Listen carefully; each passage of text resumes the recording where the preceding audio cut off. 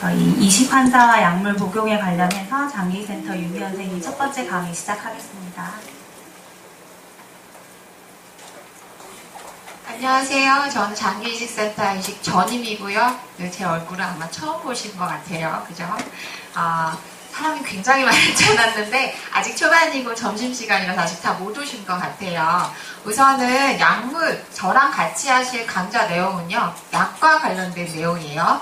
같이 보실 건데 제가 알아야 될 게 있어요. 지금 오신 분들이 여러 다장기 이식하신 분을 대상으로 하는데 간 이식 받으신 분 손들어 볼까요? 간 이식, 나는 간 이식이다. 4분 정도. 나는 신장 이식이다. 네, 4분 정도. 나는 그도저도 아니고 폐이식이다. 앞에 분 이식 받으실 예정인가요? 그러셨어요. 자, 그럼 나는 이식 받은 지 1년 이내다. 아직 1년이 채 안 되셨다 계신가요? 없으시고 5년 이내다. 네, 2분 계시고요. 4분, 5분? 나 5년 이상이다. 5년 이상이신 분도 꽤 계시네요. 왜냐하면 다릅니다. 간 이식 받으신 분들의 약제와 신장 이식 받으신 분, 그리고 다른 장기 이식 받은 분들의 약제가 조금 다르고요. 그리고 이식을 하고 나서 시기에 따라서도 조금 다르세요. 초반에는 거부 반응이 좀 많이 일어나기 때문에 약제 농도나 약 드시는 것이 아마 많으실 거예요. 근데 후반기로 갈수록 조금 주치 선생님하고 상의를 해서 좀 줄이기 때문에 그거에 맞춰서 말씀드리려고 해요. 자, 이식 후에는 이제 1년 이내의 분들이 거의 없으시기 때문에 약제에 대해서는 어느 정도 다 아실 거라고 생각을 하고 그걸 기본으로 말씀드릴 거예요. 어떤 약제를 복용하냐? 기본적으로 면역 억제제를 복용하시게 되고요. 면역 억제제를 복용함으로써 생기는 내 몸의 면역이 떨어지게 되는 거잖아요. 그거 때문에 생기는 감염을 예방하기 위한 감염 예방제를 드실 수 있어요. 그리고 기타 면역 억제제를 드심으로써 나타나는 부작용들에 대한 혈압이 올라가는 거에 혈압약, 당뇨가 생기신 분들은 당뇨약, 고지혈증이 생기신 분들은 고지혈증 치료제를 드실 수 있고 또 스테로이드 같은 약제들 속쓰림 유발하시죠? 위궤양 같은 거 잘 생깁니다. 그에 대한 위궤양 위장관 보호제, 위궤양 억제제 같은 약제를 같이 복용하실 수 있어요. 크게 사용하는 면역제는 아마 지금 드시고 계시는 거는 3개 내지 2개 정도 드실 거라고 생각을 하고 있습니다. 그리고 위에 칼슘유린 억제제라고 해서 아마도 타크로라고 많이 아시고 계시고요. 그게 아니라 프로그람 이렇게 드시고 계실 거예요. 사이클로스포린이나 타크로리무스 계열을 많이 드실 거고 예전에는 사이클로스포린 많이 드셨는데 그 외에는 타크로리무스를 많이 드시고 계실 거라고 생각이 되어져요. 그리고 강력한 거부 반응 억제제인 스테로이드제를 드실 거고 대사 억제제를 드시는 분도 있고 아니신 분도 있을 거예요. 그리고 사제요법 같은 경우는 초반에 이식을 하기 직전, 수술 직전에 면역 거부 반응이 초기에 가장 많이 생기기 때문에 거부 반응 억제해주기 위해서 사제요법을 사용하기도 합니다. 하나씩 살펴보면 타크로리무스 같은 경우는 프로그랍과 타크로베, 아드바그랍이라는 거는 3가지 약제를 아마 드시고 계실 겁니다.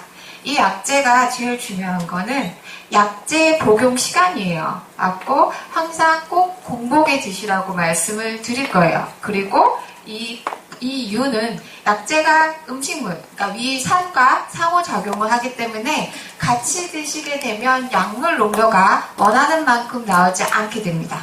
그래서 공복에 드시게끔 하고요. 12시간 간격으로 드시는 것 또한 중요합니다. 우리가 이제 타이레놀 드실 때도 타이레놀 서방전도 있고 응급 ER정도 있고 좀 다를 거예요. 이제 약물 동력학, 약물 역학상의 차이가 있을 텐데 이 약제는 12시간 지속을 하면은 원하는 약물 농도 레벨 밑으로 떨어져요. 그렇기 때문에 이 시간의 간격에 맞춰서 드시는 게 매우 중요합니다. 그래서 요거 같은 경우는 아마 드시는 분들은 항상 병원에 오실 때 약물 농도를 체크를 하실 거예요. 보통 약 드시기 30분에서 1시간 전에 약물 농도를 측정을 해서 최저 내가 약물 농도가 얼마만큼 되는지 확인하도록 하죠. 하고 약물 농도가 너무 낮게 유지가 돼버리면 거부 반응이 일어날 것이고 또 너무 높게 유지가 돼버리면 그 약물에 대한 부작용이 일어나게 되는 거예요. 갖고 그 사이 레벨에 맞추게끔 하시는 게 가장 중요하고, 따라서 환자분들께서 그 약물을 측정하는 시간을 잘 조절해서 오시는 것이 잘 중요하겠죠. 타크로리무스는 면역억제제 일반적인 부작용과 같이 감염이 잘 일어날 수 있고요. 드물게 손떨림이나 손발 감각 저림, 이상 증가, 내 살 같지 않은 그런 증상이 간혹 드물게 일어날 수 있습니다. 그리고 탈모도 일어날 수 있어요. 초기에는 아무래도 면역 억제제를 좀 높게 쓰다 보니 이러한 증상들이 좀 일어날 수 있는데, 나중에 약물 농도를 좀 줄이게 되면은 이런 증상은 다시 돌아오실 수 있다는 거 아시면 되고요. 하나가 혈당도 같이 상승할 수 있습니다. 그리고 당 조절, 당이 생길 수 있다는 것도 아시고 계셔야 돼요. 음식물과의 상호작용도 중요한데, 특히 자몽 주스를 섭취를 같이 하시게 되면 그 안에 있는 효소가 이 약물 대사를 해주는 물질을 억제해요. 그러니까 약재가 없어져야 되는데 안 없어지고 몸 안에 남아있다 보니까 농도가 올라가겠죠. 그러면 이 약재의 부작용이 나타나게 되겠죠. 그래서 자몽은 안 드신다고 생각하시면 돼요. 자몽이 들어간 주스도 마찬가지고요. 사이코스플린도 같은 계열의 약재고, 얘는 그래도 타크로리무스보다는 조금 식사하시는 데는 조금 여유가 있으시다고 보면 돼요. 꼭 공복에 이런 시간에 맞춰 드시지는 않으셔도 좋지만, 얘도 공복에 가급적이면 맞춰 주시는 것이 좋겠다. 비슷한 증상이 나타날 수 있어요, 부작용으로는. 근데 특이점으로는 잇몸이 비대되는, 잇몸이 붓는 듯한, 증대되는 듯한 부작용이 있을 수 있다라는 거 아시면 되고요. 이 계열 약들은 마찬가지로 같은 계열이잖아요. 아까 같이 같은 효소를 가지고 있는 자몽에 의해서 약물의 대사가 억제되기 때문에 몸 안에 있는 약물의 농도가 증가될 수밖에 없어요. 그래서 이 약제도 마찬가지로 자몽을 드시면 안 되겠죠. 마이코페놀레이트라고 하는 약제의 대사 억제제가 있어요. 요 것 같은 경우는 음식과는 상관은 없으시고요. 하지만 잃어버리지 않게 앞에 드시는 약제와 같은 시간에 복용을 해주시면 좋겠죠. 12시간 간격으로 드시기 때문에 아드바그랍 같은 24시간 약제가 아니라고 하면 다른 약제와 같이 12시간마다 드시는 거를 아마 하시고 있을 거라고 생각해요. 특이점으로는 이 약은 복통, 아니면 설사, 아니면 속 불편함 같은 위장 장애가 조금 있을 수 있어요. 너무 심하신 분군 같은 경우는 이 약을 줄이거나 끊기도 하지만, 웬만하면은 약제를 유지하려고 공복이 아니라도 좋으니 식사 때 식후라도 드세요라고 말씀드리기도 할 거예요. 또 하나로는 이 약제는 골수, 우리의 백혈구, 적혈구, 혈소판 같은 혈구를 만들어내는 골수를 억제하는 작용을 합니다. 따라서 우리가 감염에 걸리시면 이 약을 제일 먼저 끊어요. 싸워줄 우리의 군인을 없애주는 약이니까. 그래서 피검사 하시는 것 중에 이런 골수 증상, 내 몸에 골수가 잘 작용을 하고 있나라고 하는 CBC라고 하죠. 그하고 그런 혈구 수치들도 같이 보면서 약제 조절을 하신다고 보면 됩니다. 얘는 좀 특이한 게요. 제산제와 같이 드시면 안 됩니다. 그래갖고 제산제와 같이 드시지 않게, 제산제 드시는 경우는 아마 스테로이드 때문에 생긴 위장 장애 때문에 드시는 경우가 있는데, 요거와 같이 드시지 않게 복용해 주시는 것이 중요하세요. 아사티오프린도 같은 계열자고요. 얘는 식후에 30분 후에 복용하는 것이 중요하고, 앞에 약제와 비슷하게 골수 억제 효과 그리고 위장 장애가 일어날 수 있다라는 거 아시면 돼요. 약에 대한 알레르기 반응이 있을 수 있고요. 또 탈모 증상도 있을 수 있습니다. 스테로이드는 강력한 거부 반응 억제제입니다. 그래서 우리가 만약에 거부 반응이 의심한다고 하면 아마 입원하셔서 주사 맞으신 분도 있을 거예요. 스테로이드제 거의 100알에서 한 120알 정도 드신다고 생각하면 그 정도 되는 용량의 주사를 한 번에 구조요법으로 처리를 하죠. 굉장히 많죠. 직접 드시라고 하면 아마 못 드시고 속 쓰려서 또 못 드실 거예요. 그렇게 강력한 거부 반응이기 때문에 얘가 가지는 이 많은 부작용에도 불구하고 유지를 합니다. 그런데 간이식 하시는 분들은 많이 끊기도 하세요. 그 차이는 신장이식이 간이식보다는 좀 더 거부 반응이 잘 일어나요. 그리고 신장이식이 폐이식이 신장이식보다 거부 반응이 제일 많이 일어나고요. 간이 제일 튼튼해요. 제일 무디고 그렇게 이해를 하시면 돼요. 얘는 아침에 드세요. 왜냐? 아침에 우리 몸에 코티졸이라고 하는 스트레스성 호르몬. 아침에 일어날 때 가장 스트레스 많이 받거든요. 그때 우리 몸에 스트레스를 이겨낼 수 있는 호르몬이 필요한데 요게 그 약재라고 보시면 돼요. 그래서 아침에 드시는 게 좋고요. 이른 오전에 드시는데 식직후에 드시라고 하는 이유는 빈속에 드시면 아파요. 속이 쓰려요. 그래서 직후에 드시라고 얘기를 하는 거고요. 부작용은 역시 면역을 억제하기 때문에 감염이 일어날 수 있고 식욕이 증가될 수 있습니다. 초반에는 얼굴이나 손, 발 부종이 일어날 수 있는데 얘는 점차 감소가 되는데요. 그래갖고 초반에 살이 찌는 것 같다라고 하시는 분들이 많은데 요거는 나중에 가면은 조절이 되는데 식욕 증가로 인해서 살찌는 거는 본인이 조절을 하셔야지 뺄 수 있어요. 나중에 없어지는 게 아니고 음식을 조절을 하셔야겠죠. 또 혈당이 올라갈 수 있어요. 특히 이제 거부반응 치료를 위해서 입원을 했는데 주사를 맞고 당이만 올라가서 나 당뇨가 생기는 거 아닌가라고 하는데 대부분은 이 치료 끝나면 당이 제대로 저절로 돌아와요. 원래대로. 크게 걱정 안 하셔도 되고요. 대신에 약을 꾸준히 복용하고 있는 경우는 정기적으로 혈압 및 혈당 같은 경우는 측정해 주는 것이 좋겠죠. 말씀드렸듯이 위장 장애가 있을 수 있고요. 이 두 가지는 피부가 얇아지고 출혈도 잘 생기고 그래서 이빨 닦을 때 잇몸에 티가 많이 나고요. 그리고 살짝만 쳐도 멍이 잘 들어요. 그런 반응이 있을 수 있어요. 그리고 자외선 차단제, 그러니까 햇빛에 과민하게 반응이 되기 때문에 웬만하면 선스크린 많이 해주시고 햇빛 피하세요라고 말씀 많이 들으실 거예요. 그리고 골다공증이 일어날 수 있습니다. 따라서 적절한 운동, 적절한 식이요법을 해주는 것이 좋으시겠죠. 실로리무스 같은 경우는 라타문이라고 그래요. 드시는 분들은 거의 없으실 거예요. 1회 정도 드실 거고요. 요 같은 경우는 이 약재의 중요성은 사이클로스포린과 같은 계열과 4시간 간격을 두고 드셔야 된다는 거. 약물이 서로 상호작용을 하기 때문에 드셔야 된다는 게 중요하세요. 이 같은 경우는 예를 들면 BK 바이러스 같은 감염이 있을 때나 암 같은 경우가 생겼을 때 면역 억제제를 쓰긴 해야 되는데 써버리면은 암이 또 침식할 때 이런 저울질을 해야 될 경우에 얘가 항암 효과를 가지고 있기 때문에 써야 될 수 있어요. 그럼 얘를 다 쓰면 좋지 않겠냐? 얘는 대신에 거부 반응의 효과는 좀 떨어지겠죠. 그렇게 이해하시면 되겠어요. 그럼 약을 왜 복용을 해야 되냐? 그럼 이 약재를 이식 전에도 많이 먹었는데 이식 후에도 이렇게 많이 먹어야 됩니까? 해야겠죠. 결국 내 몸에 들어온 장기는 내 것이 아닙니다. 남의 것이죠. 남의 것이기 때문에 이물질이라고 생각을 해서 공격을 해요. 내 몸의 면역 체계가 잘 유지가 된다고 하면 공격을 하게 되는데 요거를 막는 거예요. 예, 그래서 요 면역 억제제를 복용함으로써 이식 성적이 실제로 1985년대, 그러니까 가장 초반에 시작했을 때보다 지금은 5년 생존율이 신장 이식 기준으로 80, 90%에 육박하고 있다고 보시면 돼요. 초반에는 한 50%밖에 안 드셨던 게 약제의 개발로 인해서 많이 좋아졌다는 거겠죠.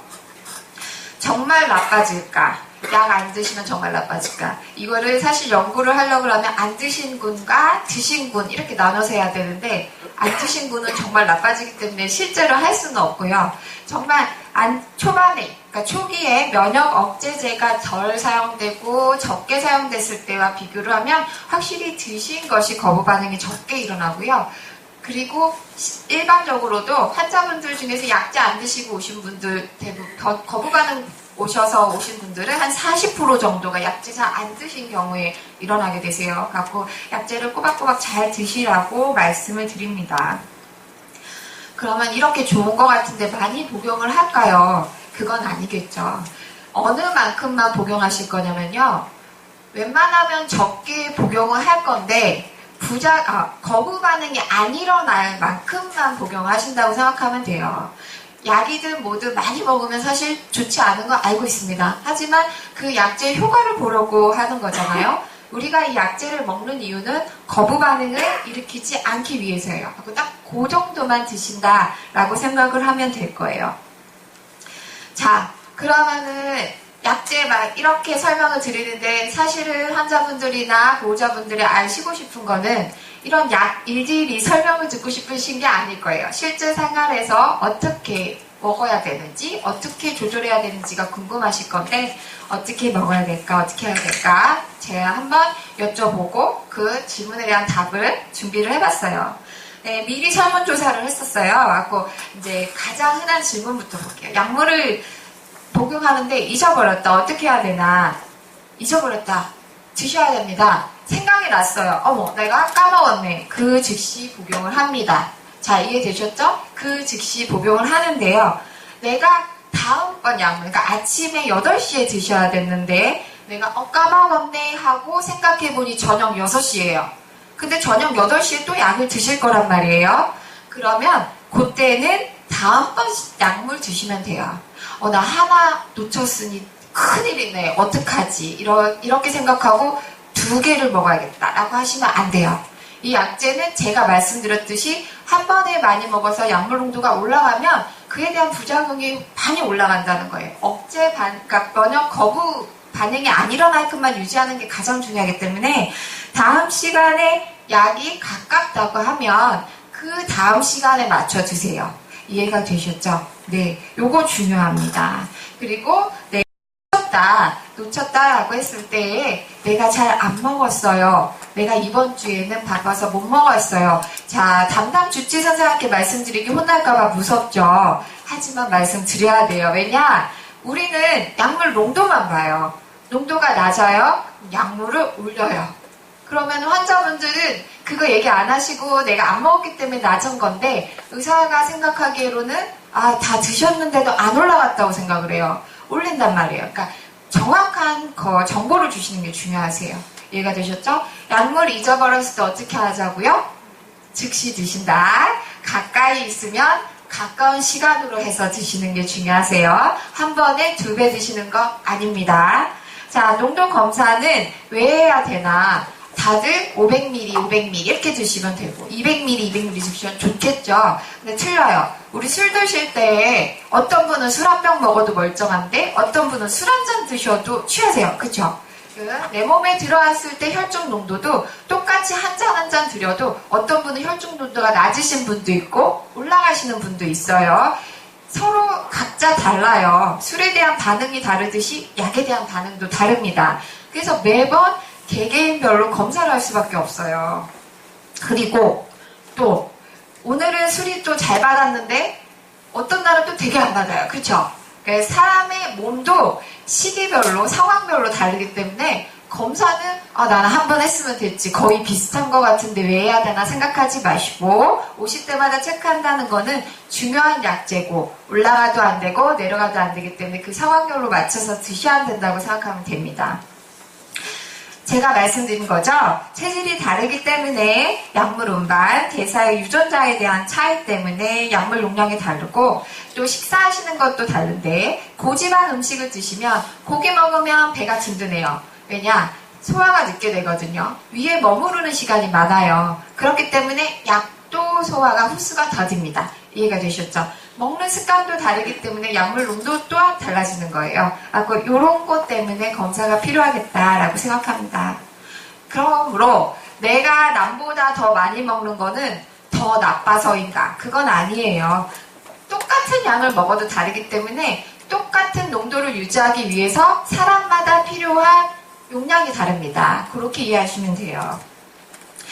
면역 억제제 농도 검사는 왜 해야 되냐? 마찬가지로 지금 말씀드린 것처럼 나쁘거나 잘못돼서 하는 게 아니고 서로 혈중 농도가 사람마다 다르고 또 사람의 상황마다 다르기 때문에 검사를 해야 돼서 한다고 생각하시면 됩니다. 검사는 복용 직전에 하십니다. 그래서 보통 내가 8시에 먹는다라고 하면 8시에서 30분 이내가 좋고요. 그게 아니라고 하면 1시간 정도라고 생각을 하시면 돼요. 그렇죠. 보통 8시 많이 드실 거예요. 그렇죠. 그렇게 하시면 아마 오셔서 검사하시기에도 딱 적합해요. 피검사 딱 체열하고 드셔도 되고 하시니까. 근데 간혹 6시에 드시는 분도 있어요. 근데 내가 체열하는 시간과 맞추고 싶다, 정확한 수치를 알고 싶다라고 하면 일주일 전부터 맞춰주시면 돼요. 일주일 전부터 한 8시에 듣고 체열하기 직전에 30분에서 1시간 정도만 되게끔 본인이 조절을 하시면 됩니다. 일주일 정도면 어느 정도 약물 농도가 평상시, 그러니까 평상시 약을 드실 때 농도와 똑같다고 생각하시면 돼요. 이해되셨죠? 복용 시간은 바꿀 수 있습니다. 제가 지금 말씀드렸잖아요. 일주일 전부터 바꾸자고요. 예, 바꿀 수 있습니다. 단 임의로 시간을 변경하시면 안 되고요. 변경하시는 거를 담당하시는 주치 선생님하고 항상 상의를 하셔야 돼요. 마음대로 임의로 왔다 갔다 하시면요, 저희도 약물 농도를 보기나 아니면 환자분께 약을 처방하기가 어렵게 됩니다. 그렇기 때문에 항상 상의하시는 것이 좋으세요. 그리고 타크로리무스라고 하는 약제는 공복을 지켜주셔야 되기 때문에 그 공복 시간에 맞춰서, 그러니까 식전에 드시거나 아니면 밥을 먹었으면 어떻게 할까요? 2시간 이후에 드시면 되세요. 소화돼서 내려가는 걸 보통 2시간이라고 생각을 하시면 되거든요. 그 시간 이후에 드신다고 생각을 하시면 됩니다. 대신 바꿨다라고 하면은 검사는 더 자주 하시겠죠. 자, 잊어버리셨으면 아까 말씀드린 것처럼 빨리 복용을 하시고요. 3시간 규칙은 지키셔야 돼요. 제가 다음 약물이 2시간 있다 먹을 거면 그냥 다음 시간에 드시라고 그랬잖아요. 그 기준이 궁금하셨을 거예요. 3시간 정도라고 보시면 돼요. 만약에 8시에 내가 약제를 복용을 하는데 6시에 생각이 났다면 8시에 드시는 거고요. 5시에 생각이 났다고 해도 8시에 드시는 거예요. 한 번 그냥 놓치고. 근데 요 5시 이전에 생각이 났다고 하면 우선 드세요. 드시고 그 다음 약제를 본인이 임의로 맞춰서 이것과 12시간 이러실 필요 없고 원래 드시는 8시에 드시면 되세요. 그러니까 최소 간격 3시간이다. 요것만 지켜주세요. 요거 중요하세요. 그럼 약이 부족한 경우에 어떻게 해야 될까요? 하나 건너뛰고 한번 볼까요? 한 며칠 안 먹어도 될까요? 안 됩니다. 병원에 오세요. 저희가 이식센터가 문이 항상 열려있죠. 언제 오시든 전화 예약도 있고요. 따로가 나오는데 전화 예약도 있고요. 전화상 진료도 있고 오시면 항상 진료도 볼 수 있고 약도 받을 수 있고 언제나 어디서나 코디분들과 통화 가능하고요. 그 이유는요. 중요하기 때문에 그래요. 다른 약제와 달리 약이 잊어버리지 않고 빠지지 않게 복용할 수 있도록 해드리니까 1일이라도 부족한다면 병원에 와서 약을 꼭 받으세요. 아시겠죠? 자, 해외여행 가시는 분들 많아요. 신앙이식 같은 경우는 이제 추석 열심히 해갖고 이제 해외여행도 못 가고 이렇게 갇혀있다가 이식 받으시면 이제 나가실 수 있는데 약을 어떻게 드셔야 되는지 궁금한 때가 많아요. 자, 요 그림 보세요. 그림 보시면은 한국에서 어디로 갈 때 그 나라에 도착하기 전까지는 그 한국 시간에 맞춰서 드세요. 그러니까 비행기에서 그냥 시계를 보면서 한국 시간에 맞춰 드시는 거예요. 자, 그 나라에 내리셨어요. 자, 그 나라에 맞춰서 스케줄대로 움직이실 거잖아요. 그 나라 시간에 맞춰서 예를 들면 그 나라 8시에 드시면 되는 거예요. 자, 올 때도 거꾸로라고 생각하시면 돼요. 비행기에서 어느 나라에 도착하기 전까지는 전의 나라에 맞춰서 약을 드시면 되고요. 내려서부터는 그 나라에 맞춰서 드시되 단 조건 3시간 간격은 꼭 지키셔야 돼요. 내가 비행기 내리기 직전에 먹었고 도착해서 먹을 시간이 바로다. 그러면 그건 건너뛰세요. 그러니까 토탈 내가 먹은 지 3시간이 안 됐다라고 하면은 그 다음 약제로 가는 거고요. 넘었다라고 하면 그냥 드세요. 네, 도착하면 그 나라 시간에 맞춰서 드시는 게 중요합니다. 하지만 주치 선생님과 상의하셔야 돼요. 다른 약 같이 복용해도 될까요? 센츄리움 비타민제 네 좋습니다. 근데 주의해야 될 것이 저희가 일반적으로 사용하는 진통제, 소염제, 감기약, 그리고 한약, 그리고 몸에 좋다고 장유 있으신 분들 무슨 다려지린즙 막 한동안 여준물 유행하고요. 막 드셨어요. 근데 이런 거는 신장 자체도 안 좋을 수 있지만 내가 먹는 면역 억제제가 굉장히 예민해요. 다른 약제랑 같이 먹게 되면 흡수가 안 될 수도 있고요. 더 나쁜 거는 농도가 올라갈 수 있어요. 그러니까 부작용이 많이 일어날 수 있기 때문에 모든 약제에 대해서 제가 하나하나 적어드릴 수는 없고 드시기 전에 항상 담당 주치 선생님하고 말씀드려야 돼요. 그냥 가볍게 드시는 보리차 정도 객관이라고 생각하시면 안 된다라는 것만 기억을 하시면 됩니다. 환자마다 약물 종류가 다른 거는요. 감염이 있을 때는 아무래도 면역 억제제를 좀 줄일 거예요. 그렇죠? 환자마다 다른 것뿐만 아니고 그 개인마다도 다를 수도 있고요. 종양이 있을 경우에는 약물을 좀 바꿉니다. 그리고 BK 바이러스 같은 경우는 감염이기 때문에 거부 반응이 좀 생기는 거를 감소하더라도 약물 농도를 좀 줄이거나 약제를 바꿀 수 있고요. 면역 억제제 부작용이 너무 심한 경우에는 거부 반응에 대한 위험이 조금 증가하더라도 줄이기도 합니다. 그래서 억제와 증강에 대한 정도를 잘 조절을 해서 창과 방패인데요. 잘 감염이 안 일어나게 하지만 거부 반응이 일어나지 않도록 드시는 게 제일 좋다고 하겠습니다. 그리고 요 뒤에 거는 사실은 환자분께 많이 와닿지 않겠지만 그러니까 급격한 거부 반응이 일어났을 경우는 충격요법으로 우리가 일반적으로는 입원을 하시거나 아니면 납병동 통해서 주사 맞죠? 갖고 평균은 한 100배 정도 되는 거 한 3일 정도 맞으실 거예요. 그렇게 해서 치료를 하게 되는 경우도 있고, 세포성 면역 거부 반응, 항체성 거부 반응 이런 것과 같이 해도 안 되는 경우에는 HG나 리투시막 같은 볼테조믹과 같은 약제를 치료해서 사용하는 경우도 있습니다. 이거 같은 경우는 유지요법으로 사용하는 경우죠. 3제요법, 아까 처음에 설명드렸던 거고요. 그래서 이러한 것들을 감염 종양 그리고 BK 바이러스 부작용과의 반응을 잘 살펴본 다음에 치료 약제 용량을 결정하신다고 생각을 하시면 좋을 것 같아요. 이게 마지막 슬라이드예요. 짧게 할 줄 알았는데 벌써 30분이 다 지났는데 제일 중요한 거는 소통입니다. 사람마다 다르기 때문에 농도가 어떤 분은 3에서도 거부 반응이 일어나지 않지만 어떤 분은 5에서도 거부 반응이 일어나요.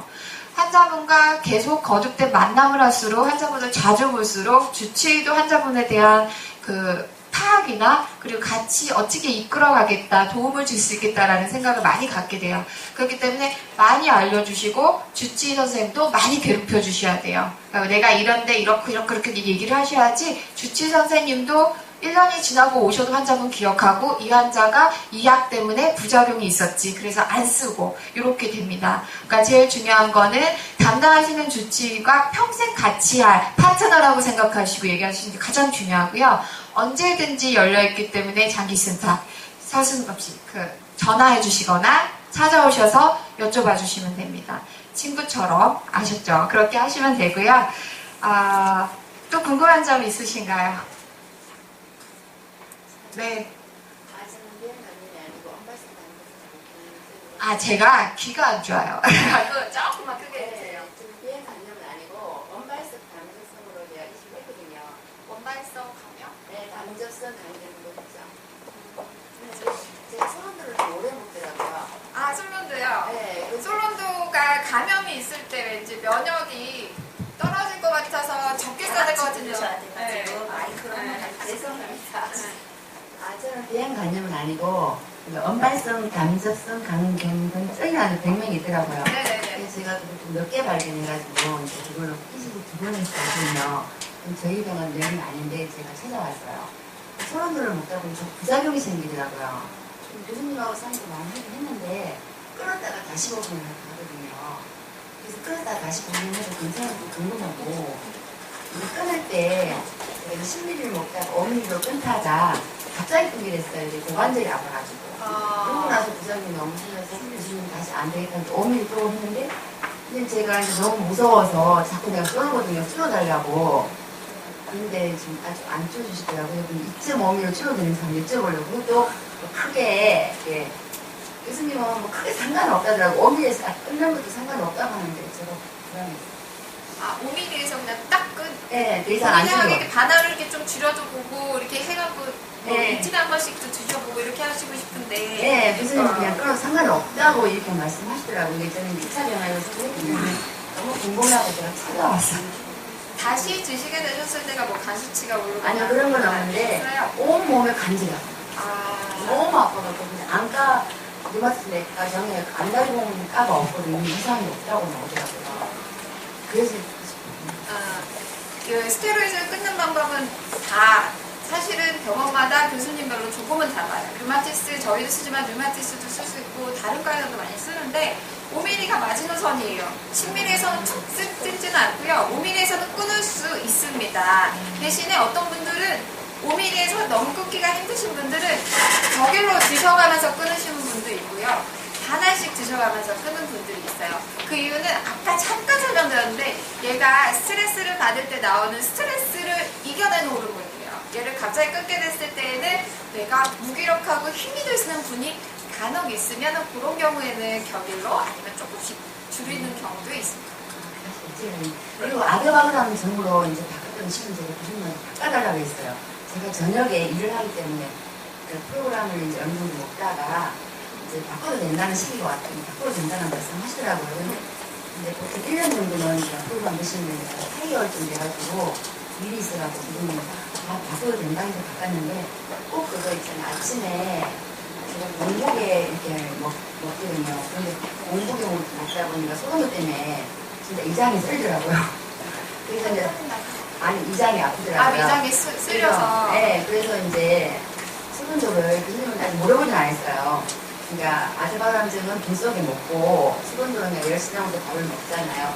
그래 먹고 먹어도 이제 약간 괜찮으실 겁니다. 괜찮으신데요. 제가 항상 마지막 슬라이드처럼 네. 소통이 중요해요. 네. 주치 선생하고 상의하세요. 아니요, 이분에 이식을 알려드려야 돼요. 네, 여쭤보긴 봐야 되는데 이제 감이 왔다 보니까 네. 혹시나 이제 여쭤보는 거예요. 아, 네. 괜찮으세요. 스테로이드는 크게 영향이 없기 때문에 그 아크바그람이라는 약만 공부해 주시고 되게 불편은 하시겠죠. 나눠서 시간 맞춰 드셔야 되는데 한 번에 드시야 되니까. 꼭 앞뒤 그 시간을 꼭 그거 꼭은 아니고 공복에 지키되 제일 중요한 건 사실 타크로리무스가 공복에 드시는 게 제일 중요하세요. 이 약에서 그것보다는 좀 적지만 공복에 드시는 게 좋겠다. 아드바람증이 꼭 드시나요? 공복이요, 공복. 네, 그러니까 두 시간. 2시간. 사실 내 몸의 소화 능력도, 그러니까 사람마다 조금은 다르겠죠. 어떤 분들은 이에 넣고서는 3시간이 돼도 이에 음식이 안 내려가시는 분도 있고 하기 때문에, 그래서 아마 일어나시자마자 12시간 지났는데 위가 안 비우신 분은 없잖아요. 그래서 그 시간을 말씀을 드리는 거지. 그래서 평균 잡아 2시간이에요. 네. 감사합니다. 네. 도움 많이 됐습니다. 네. 저 뒤에 저희 지금 강의 시간이 지금 조금씩 지연되고 있어가지고요. 궁금하신 부분은 진료 때 물어보시거나 아니면 뭐 장기부터 홈페이지에 남겨주셔도 되고요. 아니면 장기부터 상담실로 연락 주셔도 되시니까요.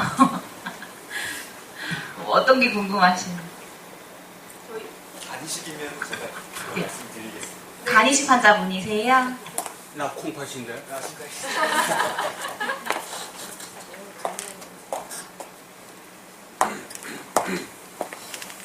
마지막으로 질문 하나만 받고서 다음 강의로 넘어가겠습니다. 저 두 가지인데요. 네. 카르멜트하고 크레메진을 복용한 후에 변비가 생겨요. 네. 생기죠?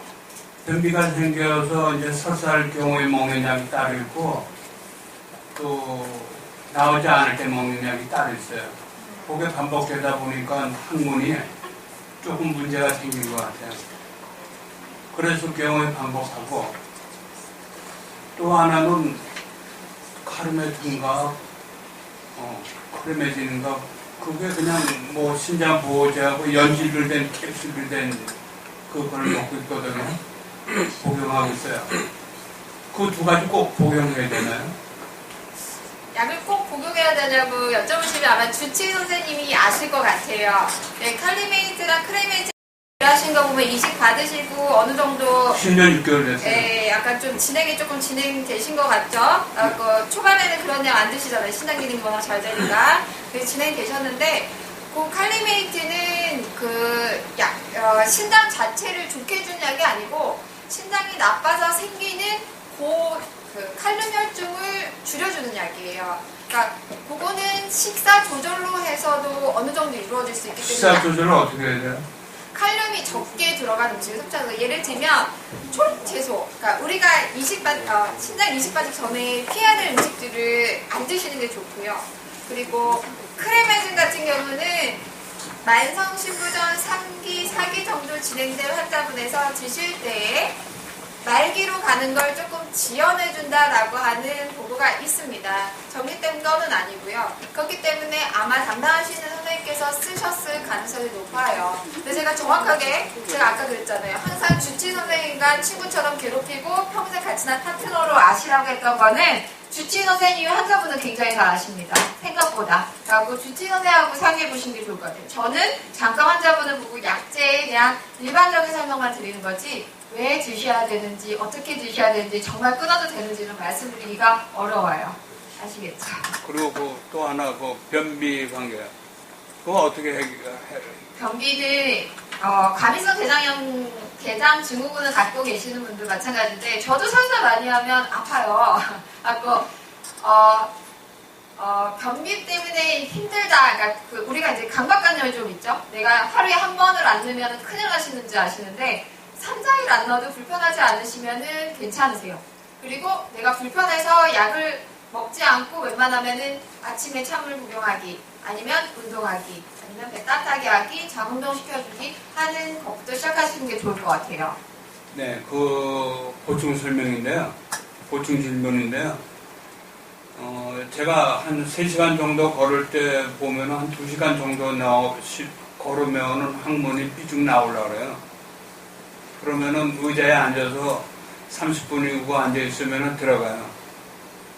그리고 집에서는 뭐 별다른 게 없는데 요즘 몇 번 그렇게 변비가 진행된 후로 항문이 나온 그런 느낌을 느끼거든요. 근데 인터넷에 뒤져보니까 그게 심했을 경우에는 수술을 한다고 그러더라고요. 그게 그 기간이 지나면 뭐 기저귀를 차야 되고 그래서 어떤 좀 더 지금 두 가지로 생각을 해보면요. 하나는 정말 변이 나올 것 같은 것도 있고요. 두 번째는 안에 치액이 있을 수도 있어요. 네? 치액 같은, 낭 같은 게 있을 수 있어요. 그 정확한 거는 검진을 받아보고 내가 정말 항문에 있는 톤이 약해서 이게 벌어지는 건지 아니면 뭐가 있어서 이게 빠지는 건지를 확인하는 게 중요할 것 같아요. 그러면 그 과에 해당하는 과에 가서 검사를 해야 돼요? 네, 해당하는 과에 검사를 하시는데 그거는 주치 선생님께 말씀을 드리면은 그 주치 선생님 그 과에 의뢰를 드립니다. 네. 이해되셨어요? 네. 네, 많이 지치겠죠. 다음 할게요.